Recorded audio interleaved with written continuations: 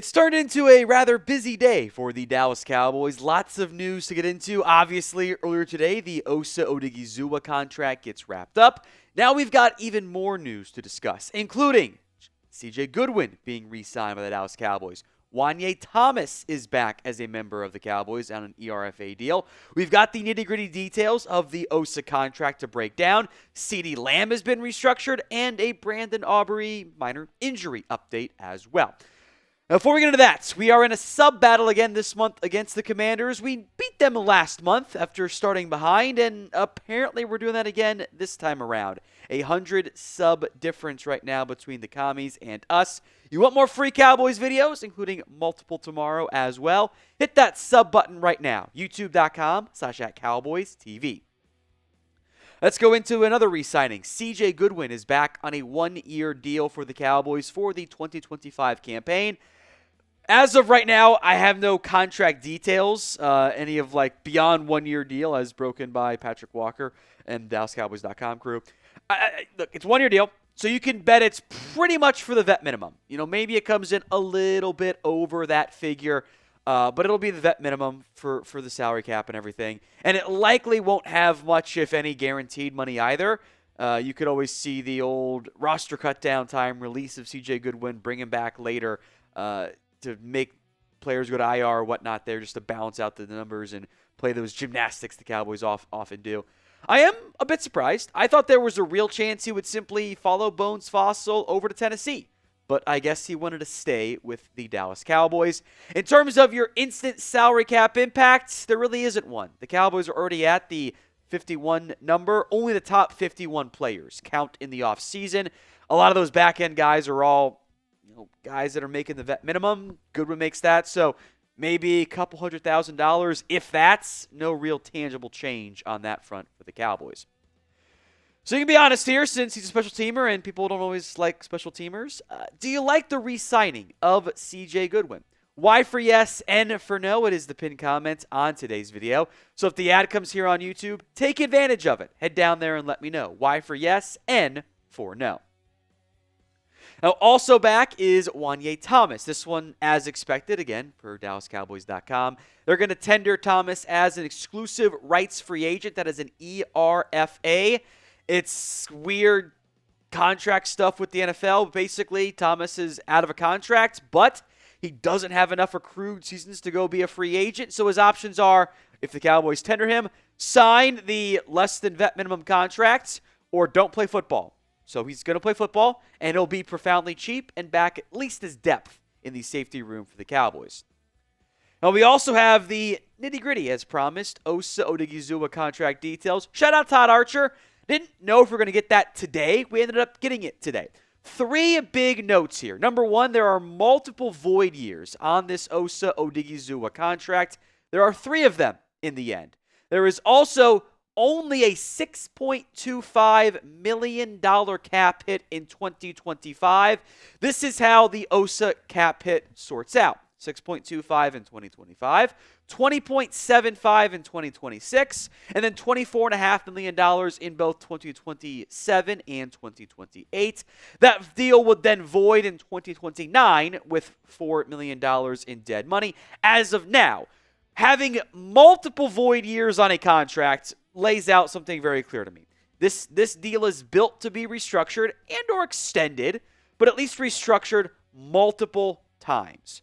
So the cap hit right now is obviously 6.25 for 2025. What the Cowboys will plan on doing next year is restructuring that contract again. That would make the cap hit around $8.7 million. It would push off more money in the future, some into the void years. That's okay when you're trying to win games. Void years and dead money actually isn't a bad thing for you in that specific circumstance.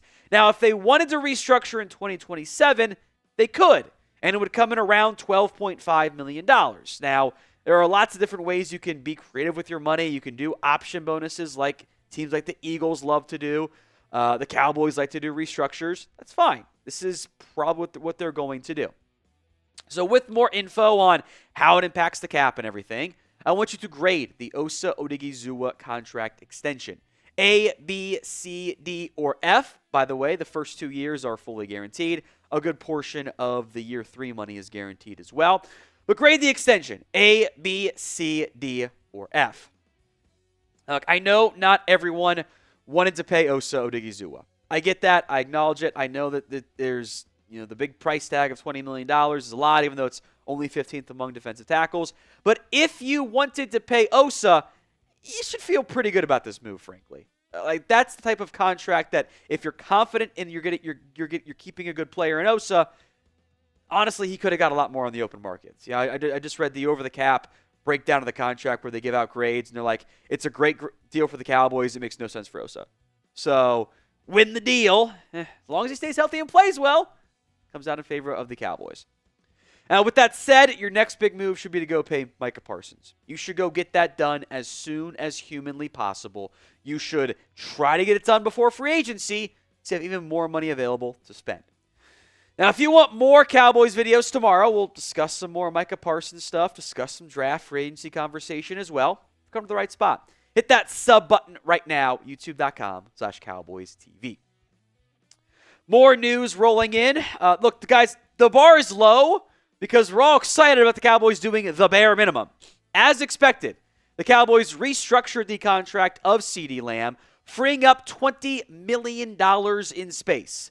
This was a no-brainer. This was an obvious, had to be done, you'd be pretty stupid to not do it type of contract. This is what goes down as a quote-unquote simple restructure. It's easy to do. Doesn't require player sign-off. It's just like, hey, we're going to do this and free up money, and it doesn't change your cash flow or anything. It just saves us money on the salary cap so we can spend more of it. The CeeDee Lamb contract was designed to do this exact move. And to do it again next year, by the way. It's just how the Cowboys build their contracts for their best players because it's what smart teams do. It's what most of these smart organizations do. And that's the same extent as like Philadelphia. They do it more creatively in a different fashion, but it's the same thing in the end. It's what smart teams do. The next very easy move to do is to do the exact same thing with Dak Prescott. Todd Archer reporting that it should be done this week or at least before the new league year. That would then free up around 37-ish. They don't have to take all of the base salary into a signing bonus. They can do it and leave a little bit extra on the base salary if they want to. They kind of did that with Lamb. Like they just rounded down basically in the end. So around $37 million in salary cap space. And between your current money after freeing up Lamb and paying Osa and then doing Dak, you're staring down the barrel of around $55 million in cap space. That's $55 million before you try to extend Micah, which would free up anywhere between probably 12 and 18. It probably won't be the 18. It'll probably be more like 12 or 14 or maybe $16 million in cap space. That's a lot of money to play with in free agency. That's a lot of money to go pay Jordan Lewis and bring back Rico Dowdle and sign some guys in free agency and have rollover money to pay Bland or Tyler Smith if you want to. That's plenty.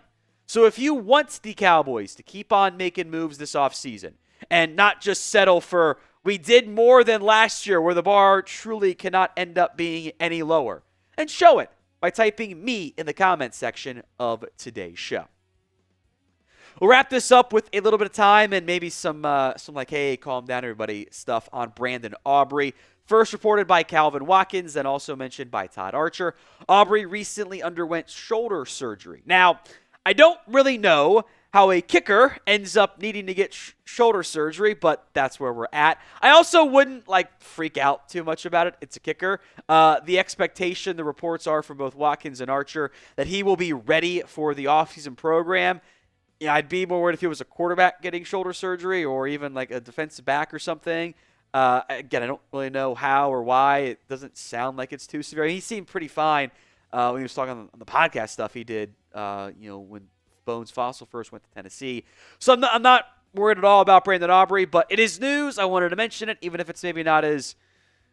I guess you could say the Lamb stuff is positive, but that's kind of just like the expectation of being able to get there. We mentioned all these contract stuff. I would bet they approach Aubrey about an extension. Probably not right now, but maybe after the draft wraps up, they look towards that as a potential option as well.